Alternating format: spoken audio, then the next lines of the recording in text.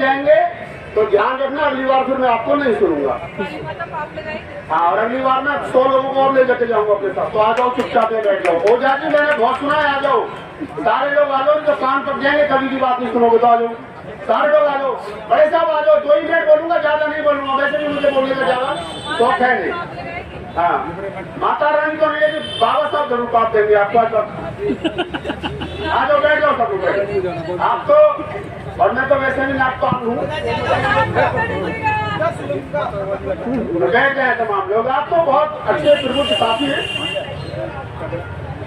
देखिए, ये विडंबना है कि हमारी छोटी बहन प्रोफेसर रीतू 100 दिन से बैठी है और आप लोग 1 घंटा नहीं बैठ पा रहे हैं। तो मैं रीतू के लिए तालियां बजवाना चाहूंगा, और आपसे रीतू की बहादुरी के लिए तालियां, उसके 101वें दिन तक बैठे रहने के लिए तालियां, उसके लिए साधुवाद। और आप लोगों के लिए, आप लोगों की संख्या के लिए विशेष साधुवाद कि आज 6 दिसंबर है और बाबा साहब डॉक्टर अम्बेडकर का परिनिर्वाण दिवस है। और इस उपलक्ष्य में देश भर में, दिल्ली एनसीआर में जगह जगह प्रोग्राम हो रहे हैं। पर आप लोग सुबह 5 बजे पार्लियामेंट के लिए निकले थे, उसके बाद शाम को 5 बजे यहाँ आए हैं। ये आपके लिए बहुत बहुत बधाई, बहुत बहुत साधुवाद। आशुतोष भाई से मेरा विशेष अनुरोध है, वो आ जाए। मैंने उनका 10 बार भाषण सुना, आज वो भी मेरा सुने। मैं बिठा लूंगा सबको, मैं 2-2 घंटे बोलूँ, कोई टेंशन नहीं। मुझे पता है आप कैसे आओगे।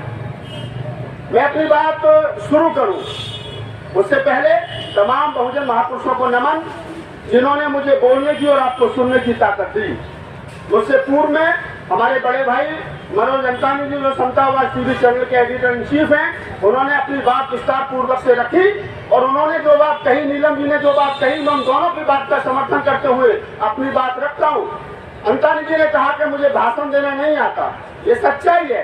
जब भी मैं अकेले में होता हूँ तो कहता हूँ कि बोला करो, पढ़ा करो। बोले नहीं, मैं पत्रकारिता में खुश हूँ। मैं तो बात ठीक है, लेकिन जब बोलोगे और आप बाबा साहब डॉक्टर अम्बेडकर, बुद्ध, कबीर, नानक, रैदास, फूले, साहू जी महाराज के विचार को आगे बढ़ाने का काम करोगे तो फिर आपके ऊपर 1-2 मुकदमे होंगे, आपके सर में लट पड़ेगा, आपके कमर पर लाठियां पड़ेंगी, आपके ऊपर पथराव होगा, आपकी गाड़ियों के शीशे तोड़े जाएंगे। तो फिर पता चलेगा कि नीलम मोद, रीतू सिंह, आशुतोष, मनोज अंतानी, लक्ष्मण यादव, रतन लाल, राहुल नागपाल, ये जो 10-20 लोग पूरे मुल्क में फूले अम्बेडकरी आंदोलन को आगे बढ़ा रहे हैं, जब इन पर लाठियां पड़ेंगी, जब ये पिटेंगे, तो शायद तभी हमारा समाज हमारे साथ खड़ा होगा। वो चाहता है कि हम लोग पिटें, हमारे ऊपर डंडे पड़े, हमारे ऊपर FIR हो।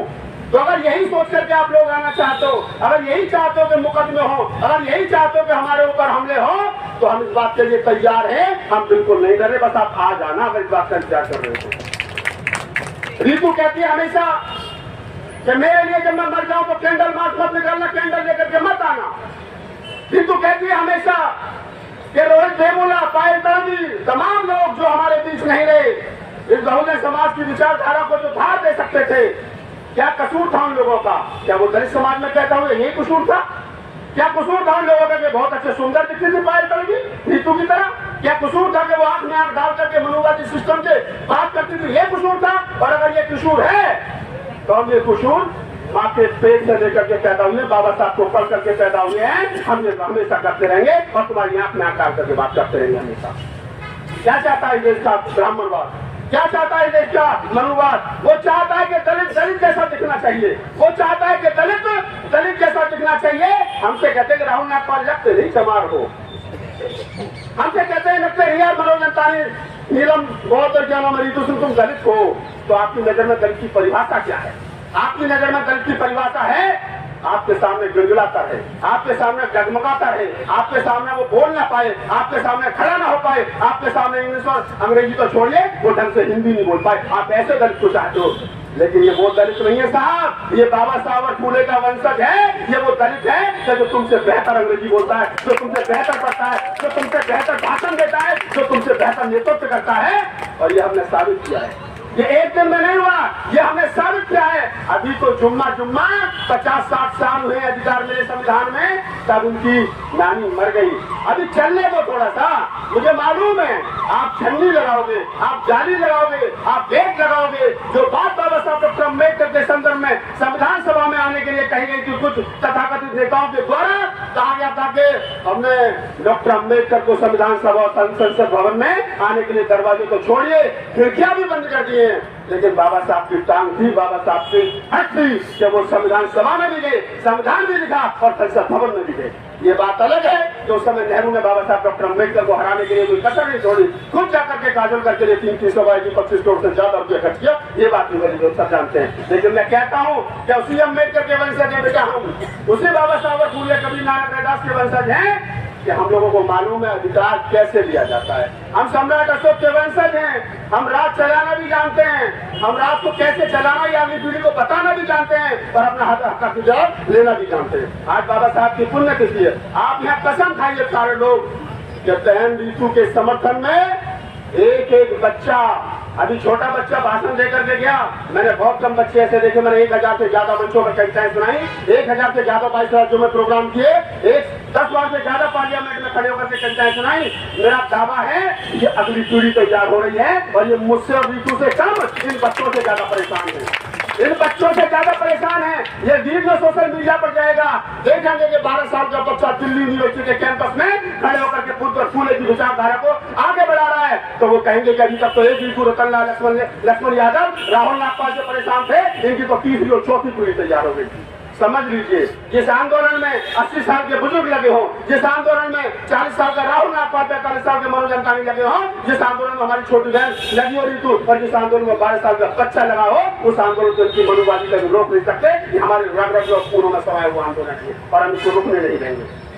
हम लोग, हमारी किसी से लड़ाई नहीं है। अभी अंतानी जी ने कहा ओझा जी के बारे में कुछ, मैं एक बात कहता हूँ, बाबा साहब डॉक्टर अम्बेडकर ने कहा था कि हम ब्राह्मण के विरोधी नहीं, ब्राह्मणवाद के विरोधी हैं, हम मनुवाद के विरोधी हैं, हम किसी जाति के विरोधी नहीं है। लेकिन मैं एक बात कहता हूँ कि ब्राह्मण उस टाइपराइटर की तरह है, उसे दबाव कहीं से लगेगा वहीं जाकर के नाम का मतलब सीधा होता है। तब मैं कहता हूँ आप तमाम लोगों से कि मैं ब्राह्मणों का धन्यवाद करता हूँ, मैं ब्राह्मणों का धन्यवाद करता हूँ। किन ब्राह्मणों का? उन ब्राह्मणों का जो अम्बेडकरवादी थे, उन ब्राह्मणों का जो बुद्धवादी थे, कबीरवादी थे, नानकवादी थे, रैदासवादी थे। अगर आज की तारीख में हम भारत में बहुत साहित्य पढ़ पा रहे हैं तो मैं राहुल संकीर्तन को धन्यवाद करता हूँ। बेशक वो ब्राह्मण थे लेकिन तिब्बत और चाइना से जाकर के गाड़ी भर भर करके वो बहुत साहित्य लाए, उसका हिंदी में अनुवाद किया, तो आज में और आप बहुत साहित्य पढ़ पा रहे हैं। मैं भगत कौशल जैन का धन्यवाद करता हूँ जो बाबा साहब डॉक्टर अम्बेडकर के साथी थे, जाति से ब्राह्मण थे, पूरा जीवन बौद्ध धर्म के प्रचार प्रसार में लगा दिया। मैं सुरेंद्र कुमार शर्मा का धन्यवाद करता हूँ जिन्होंने पूरा जीवन बौद्ध धर्म को बढ़ाने में लगा दिया। मैं अनुराग ओझा जैसे बच्चों का धन्यवाद करता हूँ और तमाम लोगों का धन्यवाद करता हूँ। आइए, ये लड़ाई मानवता को बचाने की है, ये लड़ाई समता, स्वतंत्रता, बंधुता, भाईचारे को बचाने की है, ये लड़ाई इस देश की आदिवासी औरतों के मान सम्मान को बचाए रखने की है जिसमें कभी मनुस्मृति और तमाम हिंदुओं के धर्म ग्रंथों में कभी सम्मान नहीं मिला। हमारा क्या मतलब है? हम क्यों खामोश अपना समय, कीमती समय निकाल करके ब्राह्मणवाद को और हिंदुओं के धर्म शास्त्रों में कन्या निकाल ले? हमारे पास तो बहुत काम है, हम क्यों कन्या निकालेंगे? लेकिन हमें मालूम है कि इस देश को विश्व गुरु बनने से यही धर्म ग्रंथ रोक रहे हैं। अगर इस देश को सही मायने में विश्व गुरु बनाना चाहते हो तो मनुवादी सिस्टम को और हिंदूवादी सिस्टम को आग लगा दीजिए। जब तक उसको आग नहीं लगाओगे तब तक कुछ होने वाला नहीं।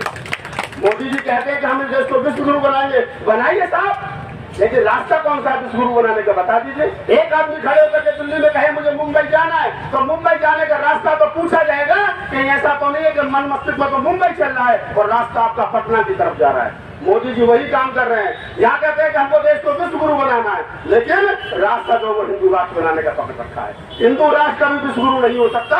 विश्व गुरु का सिद्धांत समता, स्वतंत्रता, बंधुता, करुणा, भाईचारे पर खड़ा है जो बुद्ध के सिद्धांत से आता है। जो लोग ये कहते हैं विदेशों में जाकर के हम बुद्ध की धरती से आए हैं, अच्छी बात है भाई, विदेश में थोड़ी झूठ बोलोगे, वहाँ थोड़ी मीडिया है ये मनुवादी मीडिया, गोदी मीडिया जो तुम्हारी गलत बात को सही ठहरा देगा। वहाँ तो मीडिया पकड़ लेगा और पूछेगा कि बताओ उस राम का वजूद क्या है, बताओ उस कृष्ण का वजूद क्या है, डेट ऑफ बर्थ क्या है, सर्टिफिकेट क्या है, डेट ऑफ बर्थ का सर्टिफिकेट कुछ है, कहाँ पैदा हुए, कब पैदा हुए, कुछ है लिखित रूप में तो नहीं है। लेकिन हाँ, बुद्ध का तो है, महावीर का तो है, कबीर का तो है, नानक का तो है, रैदास का तो है, फूले का तो है, साहूजी महाराज का तो है, इन तमाम भारत बहुजन महापुरुषों का है और इन्हीं के नाम से भारत भारत है। जो लोग आज मंदिर बना करके खुश है, हमारा साधुवाद, जिन्होंने धारा 370 खत्म कर दी, हमारा साधुवाद। अब आगे की बात कर लो भैया, अब बताओ इसकी आधी आबादी को न्याय कैसे मिलेगा? इस देश के अंदर मुसलमानों को दाढ़ी पकड़ करके जबरदस्ती जय श्री राम के नारे लगवाए जाते हो, उनको न्याय कैसे मिलेगा? ये ऋतु झा और ऋतु जैसे तमाम जो लोग जिनका रोज यूनिवर्सिटियों में, IITों में, तमाम शिक्षा संस्थानों में रोज जो मर्डर हो रहे हैं जाति के नाम पर, इनको न्याय कब मिलेगा? इनको न्याय की बात करिए। बेटी बचाओ बेटी पढ़ाओ का नारा देने से बेटी नहीं बच्चे चुनना पड़ेगी। अगर बेटी को ईमानदारी से पढ़ाना है, ईमानदारी से बचाना है, आप पढ़ाने की बात कर रहे हो मोदी जी। आपका सिस्टम RSS के लोग कहते हैं कि बेटी पढ़ाओ। जो बेटी पढ़ गई, प्रोफेसर हो गई, सब कुछ कर लिया, दिल्ली यूनिवर्सिटी में पढ़ाती है, वो रोड पर न्याय मांग रही है, तो कौन से पढ़ेगी? इससे ज्यादा पढ़ेगी कहां से लागू किया? बता दो। तुम्हारी डिग्री तो हमने चेक नहीं की, ऋतु की तो डिग्री तुमने चेक करके यहाँ यूनिवर्सिटी में प्रोफेसर रखा होगा, बिना चेक करे तो नहीं रख लिया। तो ये सारी चीजें विचारणीय प्रश्न है, और इन सारी चीजों पर मैं तो सरकार को भी लताड़ रहा हूँ। मैं अपने वालों से भी नाराज रहता हूँ, इन मनुवादियों से जिनको हम गाली दे रहे हैं, जिनको कहते हैं कि इन्होंने हमारा बहुत शोषण किया है, इनसे निपट लेंगे। थोड़े से मुठ्ठीभर लोग हैं।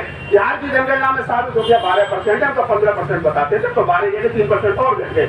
इनसे तो लड़ लेंगे। जिस दिन आप इकट्ठा हो जाओगे, मुझे इस आंदोलन की सबसे बड़ी खूबसूरती ये लगती है कि जिस मंच पर मैं बोल रहा हूँ, इसी मंच पर लक्ष्मण यादव बोलता है, हमारा छोटा भाई, इसी मंच पर ये संजीव तोमर बोलता है, जाट कम्युनिटी से आता है, इसी मंच पर ये ओझा जी बोलते हैं जो ब्राह्मण कम्युनिटी से आते हैं, इसी मंच पर दूसरे पाल समाज के लोग बोलते हैं, यह सही माने में, इसी मंच पर जानवर साहब हमारे बीच आगे ओबीसी समाज के, वो जय भीम के नारे के साथ बोलते हैं, तब जाकर के बहुजन समाज बनता है, और तब जाकर के ऋतु के आंदोलन की लड़ाई मजबूत होती है।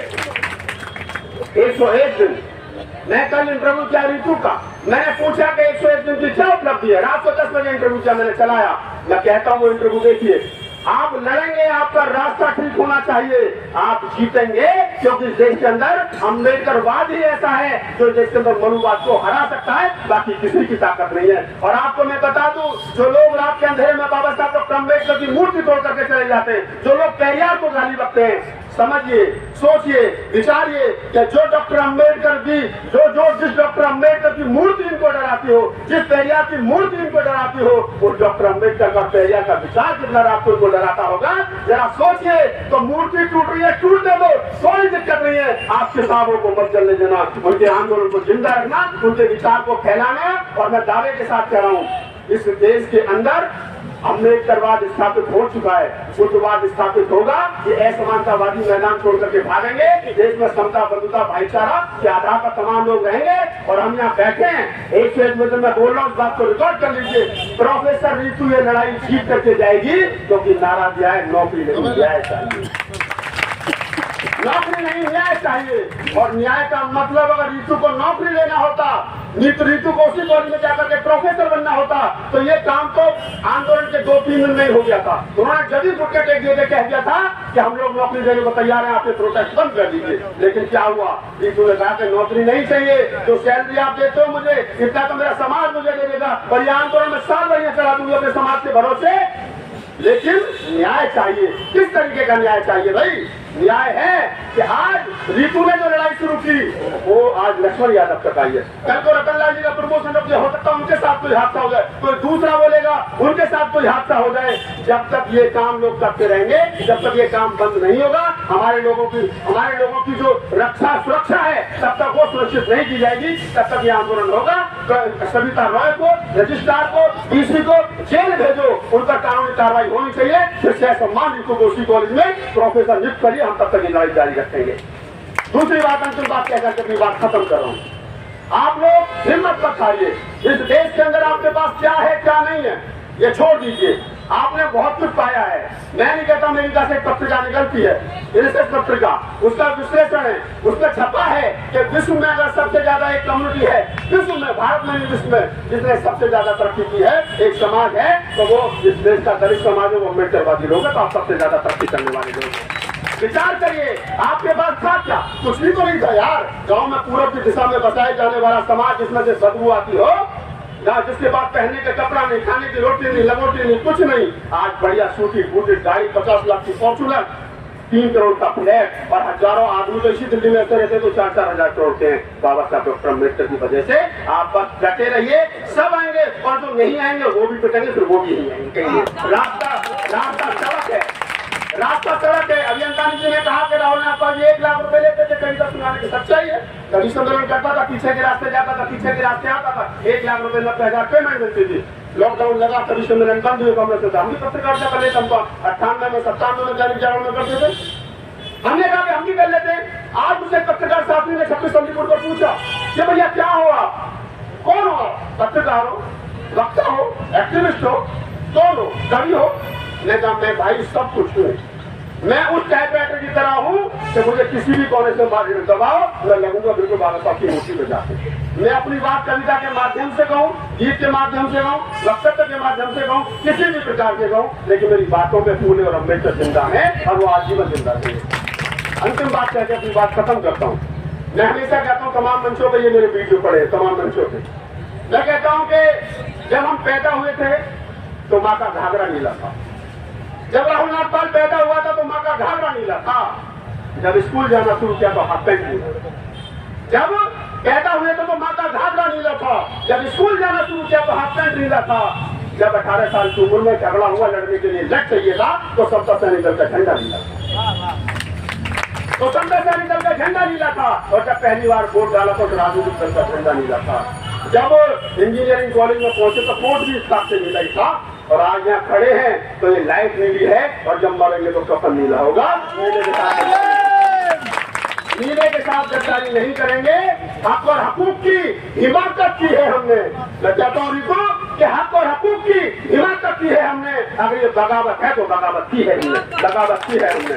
दो पंक्तियां पढ़ के अपनी बात खत्म करता हूँ कि तुम्हारी चौखटों पे सर, आंदोलन करेंगे, हमारा संवैधानिक राइट्स है, लड़ेंगे, जीतेंगे, नारे लगाएंगे, जदयू में तय करेंगे, कोई नहीं हो सकता, लेकिन ये कहे कि ऋतु आकर के समझौता कर ले, वो नहीं हो सकता। आज मैं 4 साल तक पार्लियामेंट में बैन रहा, चंद्रशेखर रावल को ले गया था मैं, मुझे सरकार ने बैन कर दिया, राहुल नाथपाल 4 साल तक पार्लियामेंट में नहीं आएगा। 14 अप्रैल को 4 साल कंप्लीट हो रहे। मैंने रात कल दिन में एक मेल किया मंत्रालय को, मैंने कहा भाई अप्रैल में 4 साल कंप्लीट हो जाएंगे, मुझे कम से कम बुला लो।